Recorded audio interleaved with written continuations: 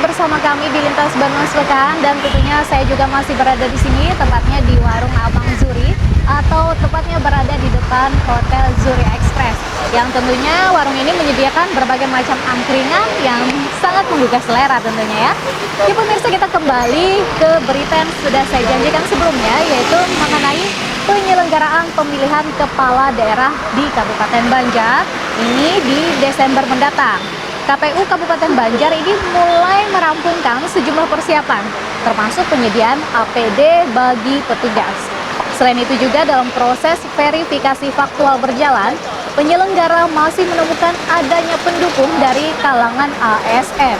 Padahal sesuai aturan dipastikan tidak memenuhi syarat. Menyongsong pelaksanaan Pilkada, KPU Kabupaten Banjar sudah menyiapkan panitia pemilihan kecamatan (PPK) dan panitia pemungutan suara (PPS) di samping pergantian antar waktu pada pertengahan Juni lalu. Divisi Teknis Pencalonan KPU Banjar M. Zain menyebutkan KPU Kabupaten Banjar juga telah melaksanakan BIMTEK untuk PPK dan KPPS, menyusul pelaksanaan verifikasi faktual pasangan calon perseorangan di wilayah masing-masing. Di tengah pandemi COVID-19 saat ini, proses penyerahan dokumen verifikasi kepada pasangan calon tetap menerapkan protokol kesehatan. Terkait hal itu, KPU Banjar masih menunggu kedatangan APD menggunakan anggaran yang tercantum dalam Naskah Perjanjian Hibah Daerah atau NPHD. Adapun penyerahan ini karena kita sebagai prasyarat utama adalah protokol COVID-19, otomatis kami masih menunggu APD alat pelindung diri yang nanti akan dibagikan ke PPS yang akan melakukan tugas di lapangan nanti. Adapun rentang waktunya adalah tanggal 24 sampai 29 Juni 2020. Mudah-mudahan dalam waktu dekat ini kita sudah mampu menyiapkan APD yang kita pesan melalui pihak ketiga.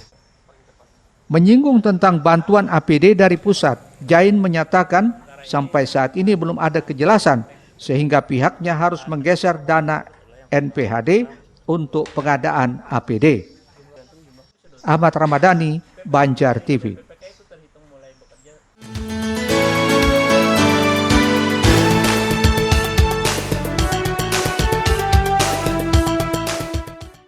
Panitia Pemungutan Suara atau PPS Kelurahan Pemurus Dalam Banjarmasin Selatan hingga Rabu 1 Juli melaksanakan verifikasi faktual dari pendukung balon perseorangan Hairul Saleh Habib Muhammad Alwi Al-Habsyi. Di kelurahan ini terdapat 1.477 dukungan perseorangan dan terbanyak yang harus diverifikasi satu persatu. Temuan verifikasi faktual di lapangan mulai dari pendukung yang tercantum dan tidak berada di tempat hingga masih ada pendukung yang berstatus aparatur sipil negara atau ASN. Ya, secara verifikasi administrasi kemarin di KPU sendiri untuk yang kerjaannya PNS, kemudian TNI, Polri itu masih diloloskan. Itu langsung nanti ditemui di alamat orang tersebut di verifikasi faktual. Karena biasanya kalau memang mereka PNS, TNI, Polri itu otomatis dianggap tidak memenuhi syarat, artinya tidak boleh untuk mendukung di salah satu untuk calon wali kota dan wakil wali kota. Jadi sudah dilakukan oleh kawan-kawan PPS untuk melakukan cek langsung ke orangnya. Kalau memang dia masih aktif di PNS itu otomatis dia harus dicoret dalam dukungan itu. Dan kan biasanya ada yang sudah pensiun, itu masih bisa dimasukkan.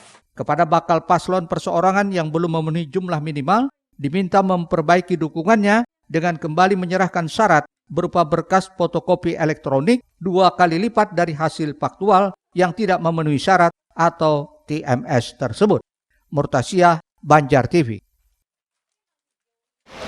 Ya pemirsa, kita beralih ke informasi lainnya, yaitu mengenai Hari Raya Idul Adha yang kurang lebih masih 1 bulan lagi ya. Namun tentunya berbagai persiapan tata cara ibadah kurban mulai dilakukan. Ini salah satunya adalah sosialisasi tata cara pemotongan hewan kurban di tengah pandemi COVID-19. Sementara itu juga Badan Pengelola Masjid Raya Sabilal Muhtadin Banjarmasin ini membentuk panitia ibadah kurban 1441 Hijriah untuk menerima dan menyalurkan daging hewan kurban bagi yang berhak untuk menerimanya. Jelang Idul Adha 1441 Hijriah, Dinas Ketahanan Pangan, Pertanian, dan Perikanan Kota Banjarmasin menyusun tata cara pelaksanaan ibadah hewan kurban serta mulai melakukan sosialisasi di tengah pandemi COVID-19. Menurut Kabid Peternakan dan Kesehatan Hewan Anwar Ziyadi, saat ditemui di ruang kerjanya, sesuai surat edaran dari Kementerian Pertanian, Direktorat Jenderal Peternakan dan Kesehatan Hewan, penyembelihan hewan kurban tetap mengedepankan protokol kesehatan, di antaranya panitia hewan kurban dari lingkungan tempat tinggal yang sama. Selain panitia dan pemilik hewan yang akan berkurban, masyarakat lainnya tidak boleh menyaksikan penyembelihannya. Sementara itu, para petugas juga diminta mengatur jarak minimal 1 meter dan tidak saling berhadapan. Juga untuk menghindari kerumunan massa, daging kurban difasilitasi untuk diantar ke rumah penerima yang berhak. Saat pemotongan juga harus ada ketentuan, kita akan kita akan sarankan untuk di setiap pelaksanaan pemotongan itu panitia yang menjadi panitia adalah orang-orang yang sudah dinyatakan sehat. Terus diharapkan juga melaksanakan protokol kesehatan, tidak berkerumun, tidak bergerombol. Pelaksanaannya pun kita harapkan pakai jarak dan batas terhadap pengunjung ataupun pelaksana. Harapan kita dengan korban tetap jalan, pelaksanaan korban tetap jalan, tapi tidak merupakan epicentrum atau menjadi sumber penularan. Kita harapkan gitu. Jadi korban kita tetap laksanakan dengan korban yang aman. Begitu juga dengan protokol COVID kita tetap laksanakan. Terkait adanya ketentuan itu, kini Dinas Ketahanan Pangan, Pertanian, dan Perikanan Kota Banjarmasin juga sudah melakukan sosialisasi ke berbagai masjid maupun mushola serta instansi pemerintah yang akan menyelenggarakan ibadah kurban. Bohail, Banjar TV.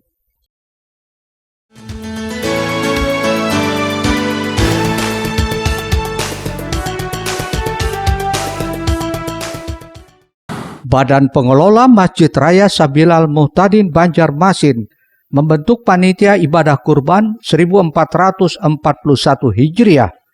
Ini untuk menerima dan menyalurkan daging hewan kurban tersebut kepada yang berhak menerima. Jenis kurban sapi sepertujuh senilai Rp2.250.000 per jiwa, jenis kurban kambing senilai Rp2.500.000, sedangkan untuk akikah sekaligus masak senilai Rp3.250.000. Pendaftarannya sudah dibuka dari sekarang sampai 31 Juli nanti. Pada setiap hari kerja di Sekretariat Badan Pengelola Masjid Raya Sabilal Muhtadin di Banjarmasin.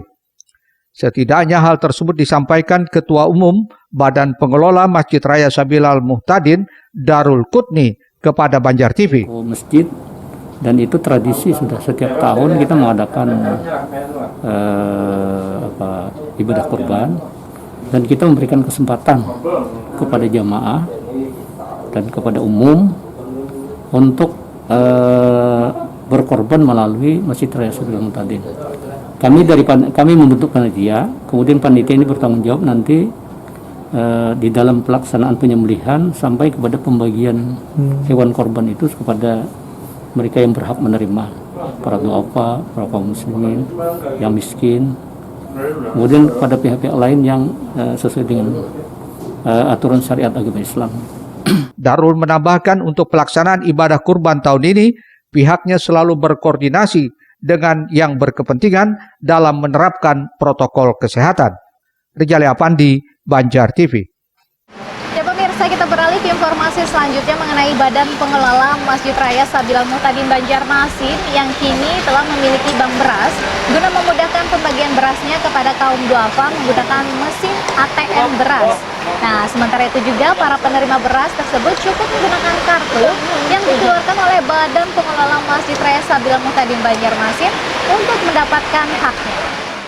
Badan Pengelola Masjid Raya Sabilal Muhtadin Banjarmasin kini memiliki bank beras seperti ditunjukkan Ketua Umum Darul Qutni kepada Banjar TV.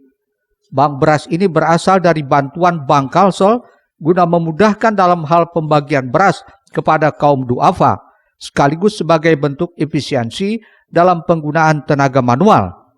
Selain dapat menghindari terjadinya kerumunan dalam pembagiannya, juga lebih mudah dan praktis karena mesin ATM beras ini dalam penggunaannya seperti mesin ATM biasa.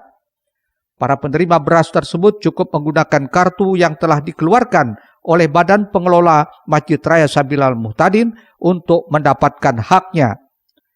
Para penerima tersebut sesuai dengan data jumlah penerima beras duafa sebelumnya.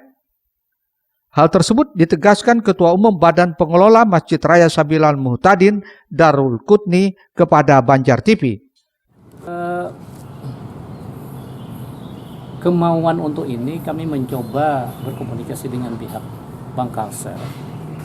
Ternyata disambut mereka bahwa silakan. Nanti kan dibantu dari ofisi Bank Kalsel juga.